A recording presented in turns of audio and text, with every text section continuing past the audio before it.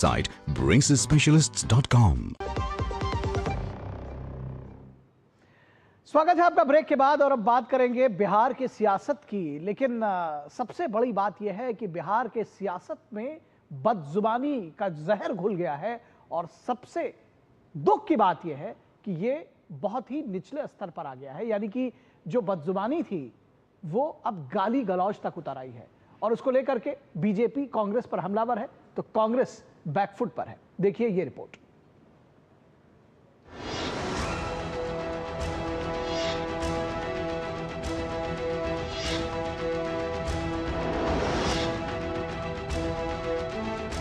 आगामी विधानसभा चुनाव को लेकर बिहार सरगर्मियां तेज हो गई हैं। वहीं इस बीच बिहार में राहुल गांधी की वोटर अधिकार यात्रा के दौरान एक बार फिर कांग्रेस नेता और इंडी गठबंधन के नेताओं के बिगड़े बोल ने सियासी तापमान को बढ़ा दिया है। आपत्तिजनक बयानों को लेकर भाजपा हमलावर है। आज जो स्वतंत्रता संग्राम से अपने आप को तथाकथित रूप से जोड़ती है, मगर आज गाली वाली पार्टी बन गई है, वो महात्मा गांधी जी की पार्टी नहीं है। वह तथाकथित नकली गांधी परिवार की पार्टी है, जिनमें एक सेंस ऑफ एंटाइटलमेंट है, कूट कूट कर जिनमें अहंकार भरा हुआ है, जिनको लगता है कि भारतवर्ष उन्हीं का है। क्या इतना घटिया हो गई है कांग्रेस पार्टी कि भारत के प्रधानमंत्री, उनकी मां जिसने गरीबी में भारत के प्रधानमंत्री को बड़ा किया, अब वो दुनिया में नहीं है, उनके बारे में ऐसे शब्दों का प्रयोग करती हैं। राहुल गांधी की माफी मांगिए। लोकतंत्र में जिस तरह कांग्रेस पार्टी और राष्ट्रीय जनता दल के कार्यकर्ताओं ने आदरणीय प्रधानमंत्री नरेंद्र मोदी जी को अपशब्द कहा, ये लोकतंत्र के लिए शर्मसार करने वाला दिन है। समाज में द्वेष पैदा करने वाला इन लोगों का भाषा है। राष्ट्रीय जनता दल का ये चरित्र रहा है और कांग्रेस पार्टी इससे उबर नहीं पा रही है।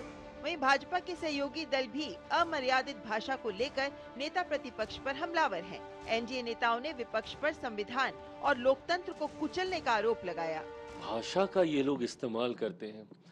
राजनीति में मतभेद होंगे और वो स्वाभाविक हैं। और भारत जैसे लोकतंत्र में जहाँ पे इतनी विविधताएं हैं, जहाँ पे इतने राजनीतिक दल हैं, हर किसी का अपना पक्ष होगा, हर किसी का अपना मत होगा। पर अगर मतभेद की परिभाषा शब्दों की मर्यादा को गिराना है तो ये कतई भारत जैसे लोकतंत्र के लिए उचित नहीं है और मैं कतई इसको स्वीकार नहीं करता। अब राहुल गांधी जी इस देश में कौन सी अव्यवस्था लाना चाहते हैं? मुझको आश्चर्य लगता है। देश के प्रधानमंत्री के बारे में आप अपमानजनक शब्दों का इस्तेमाल करिए, गाली गलौज की भाषा का इस्तेमाल करिए। ये लोकतंत्र है क्या? यही लोकतंत्र आप चलाना चाहते हैं? एक और इस तरह की बयानबाजी से कांग्रेस जहां साफ इनकार कर रही है, तो वहीं दूसरी ओर कांग्रेस नेता अमर्यादित भाषा के लिए गलती स्वीकार करते हुए माफी मांगते भी नजर आ रहे हैं। जिसने भी इस तरीके की गाली गलौज की है या जो भी किया है उसकी मैं घोर निंदा करता हूं। बिहार में बढ़ी राजनीतिक हलचल के बीच बिहार पुलिस मुख्यालय ने आतंकवादियों से संबंधित एक बड़ा अलर्ट जारी किया है। पुलिस के अनुसार पाकिस्तानी आतंकी संगठन जैश-ए-मोहम्मद के 3 आतंकी नेपाल के रास्ते बिहार में घुसे हैं। पुलिस ने तीनों आतंकियों के नाम और तस्वीरें सार्वजनिक कर दी हैं। Bureau report, DD news. तो इस पूरे मुद्दे पर यानी कि